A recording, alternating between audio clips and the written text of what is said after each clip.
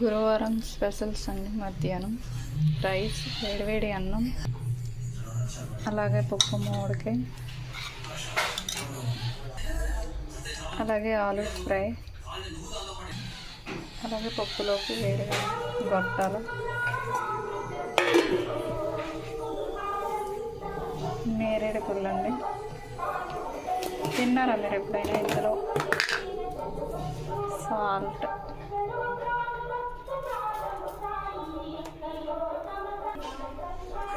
అలాగే ఇందులో కారం వేసుకొని తింటే చాలా బాగుంటుందండి నేరేడు పళ్ళు. మీరు కూడా ట్రై చేయండి, ఆరోగ్యానికి ఎంతో మంచిది.